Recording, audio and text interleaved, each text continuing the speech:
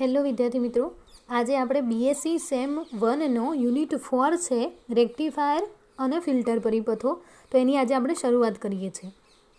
તો આના અંદર છે રેક્ટિફાયર. તો રેક્ટિફાયર કોને કહેવામાં આવે છે? તો કે એવા સાધનો અથવા એવા પરિપથો કે જે એસીનું ડીસીમાં રૂપાંતર કરે. હવે એસી કોને કહેવામાં આવે છે? તો અલ્ટરનેટિંગ કરંટ જે કહીએ છીએ એને આપણે એસી પ્રવાહ કહીએ છીએ અને ડીસીને ડાયરેક્ટ કરંટ કહીએ છીએ. બરાબર. તો એસી પ્રવાહનું ડીસી પ્રવાહમાં રૂપાંતર કરતું જે પરિપથ છે એને રેક્ટિફાયર તરીકે ઓળખવામાં આવે છે. અને એના સિવાય બીજું છે ફિલ્ટર પરિપથો. તો ફિલ્ટર પરિપથો શા માટે ઉપયોગમાં લેવામાં આવે છે? તો કે જ્યારે રેક્ટિફાયર એસીનું ડીસીમાં રૂપાંતર કરે છે એટલે આપણે ઇનપુટના અંદર એસી વોલ્ટેજ આપીએ, જ્યારે આપણને આઉટપુટના અંદર ડીસી વોલ્ટેજ મળવો જોઈએ, પરંતુ એસીના કારણે આપણને જે ડીસી જે આઉટપુટમાં મળવું જોઈએ એ આપણને સંપૂર્ણ પ્યોર ડીસી આપણને મળતો નથી. બરાબર. થોડોક સ્પંદનયુક્ત ડીસી આપણને મળે છે આઉટપુટના અંદર. તો હવે એ આઉટપુટમાંથી જે ડીસી પ્રવાહ, જે સ્પંદનયુક્ત ડીસી અથવા તો પલ્સેટિંગ ડીસી જે આપણને મળે છે એને આપણે પ્યોર ડીસીના અંદર રૂપાંતર કરવા માટે આપણે ફિલ્ટર પરિપથોનો ઉપયોગ કરવામાં આવે છે. બરાબર. તો પહેલાં આપણે રેક્ટિફાયર વિશે ભણીશું. તો રેક્ટિફાયરના બે પ્રકારો છે, જે હાફ વેવ રેક્ટિફાયર એટલે અર્ધ તરંગ રેક્ટિફાયર અને પૂર્ણ તરંગ રેક્ટિફાયર. તો એની આપણે ચર્ચા કરીશું. એના અંદર આપણે ઇનપુટ વોલ્ટેજ, આઉટપુટ વોલ્ટેજ એ બધાના જે સૂત્રો છે એને આપણે તારવીશું.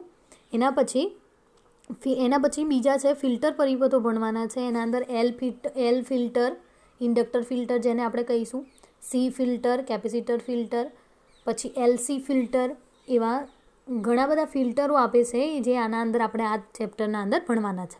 બરાબર. તો આપણે પહેલેથી રેક્ટિફાયરથી શરૂઆત કરીએ. તો રેક્ટિફાયરનો પહેલો ભાગ જોઈએ આપણે, અર્ધ તરંગ રેક્ટિફાયર. બરાબર. તો હવે આપણે અર્ધ તરંગ રેક્ટિફાયર છે તો એના માટેનો પરિપથ જે તમને આકૃતિના અંદર આપેલો છે.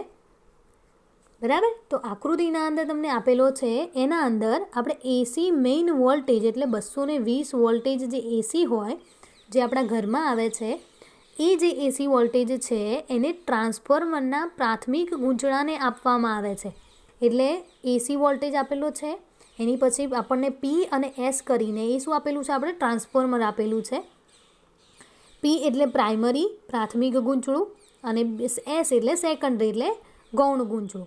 તો અહીંયા એસી મેઇન છે એ ટ્રાન્સફોર્મરના પ્રાથમિક ગૂંચળાને આપવામાં આવે છે, જ્યારે જે ગૌણ ગૂંચળું છે એને પીએન જંકશન ડાયોડ ડી અને લોડ અવરોધ આરએલ સાથે શ્રેણીમાં જોડવામાં આવે છે. જે સેકન્ડરી છે, જે ગૌણ ગૂંચળું છે એને પીએન જંકશન ડાયોડ સાથે, જે ડી કરીને આપેલો છે, અને એના લોડ અવરોધ આરએલ સાથે શ્રેણી જોડાણમાં જોડવામાં આવે છે. બરાબર. હવે અહીંયા જે ટ્રાન્સફોર્મર વાપરવામાં આવે છે તો એ ટ્રાન્સફોર્મર વાપરવાનું કારણ શું? અથવા તો ટ્રાન્સફોર્મર જે આપણે ઉપયોગમાં લઈએ છીએ એનાથી આપણને શું ફાયદો થશે? તો આના બે ફાયદા થાય છે.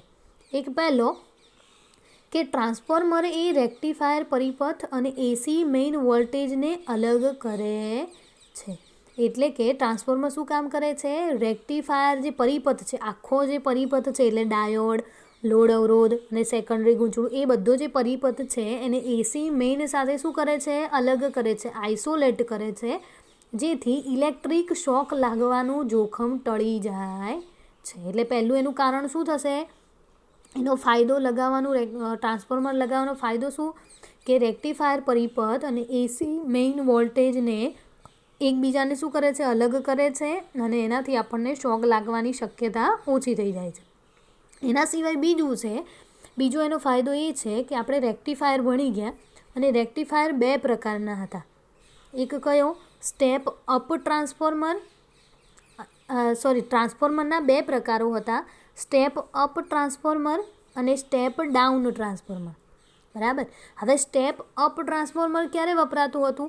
કે જ્યારે આપણને ઓછો વોલ્ટેજ આપેલો હોય એના ઉપરથી આપણે વધારે વોલ્ટેજ જો મેળવવો હોય, જે આપેલો વોલ્ટેજ છે એના કરતાં વધારે એટલે વોલ્ટેજ વધારવો હોય તો એને આપણે સ્ટેપ અપ ટ્રાન્સફોર્મરનો ઉપયોગ કરીશું.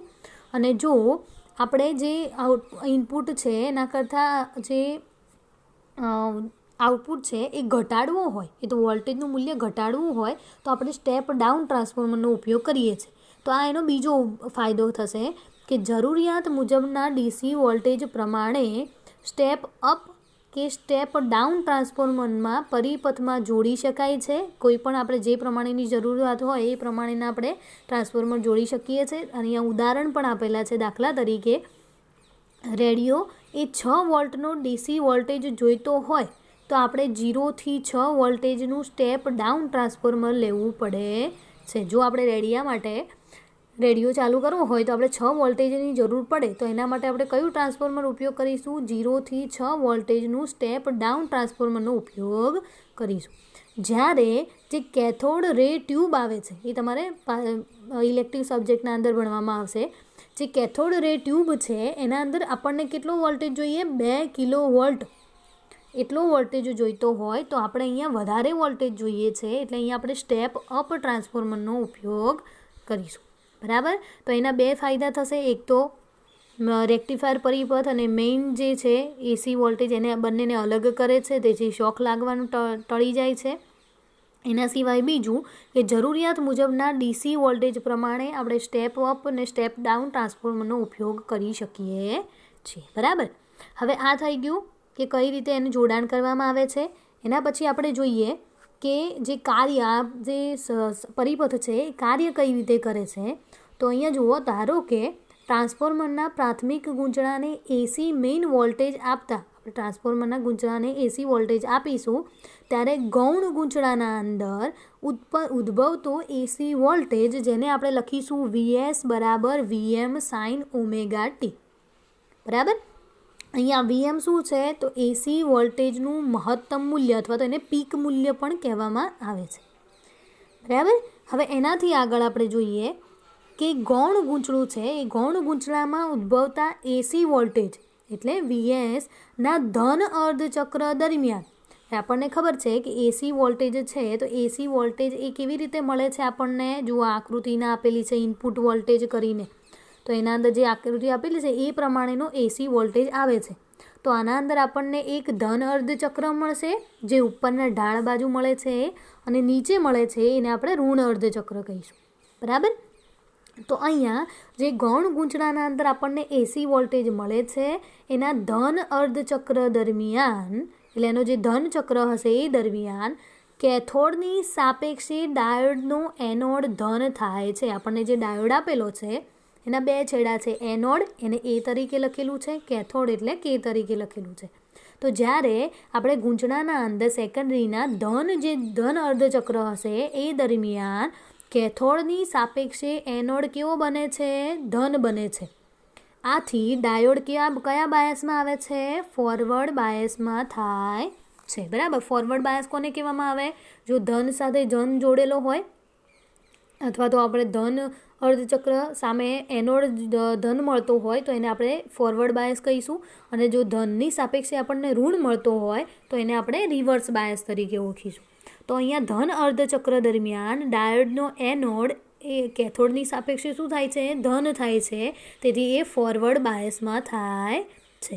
અને વિદ્યુત પ્રવાહ ILનું લોડ પ્રવાહ RLમાંથી પસાર થાય છે.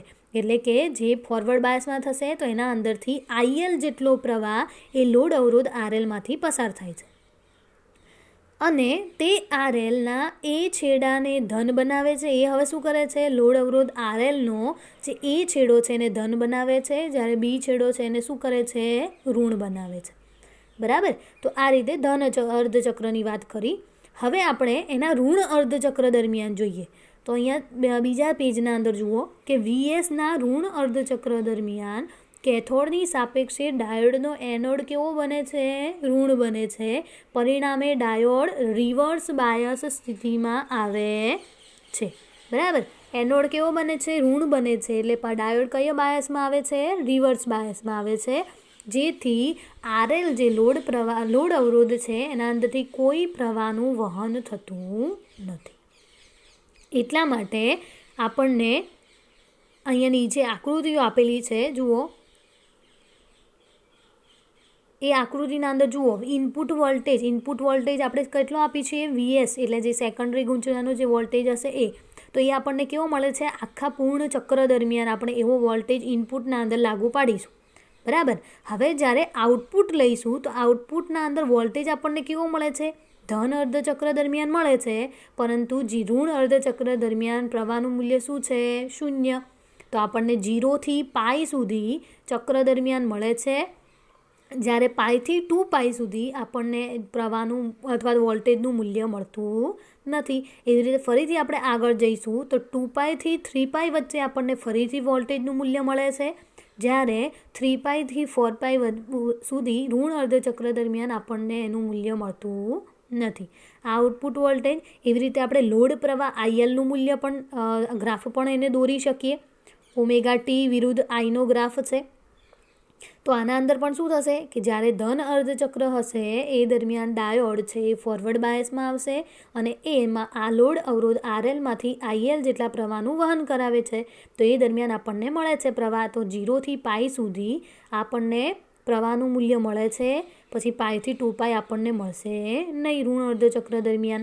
એવી રીતે ફરીથી 2π થી 3π સુધી આપણને મળશે અને 3π થી 4π સુધી આપણને એનું મૂલ્ય મળશે નહીં.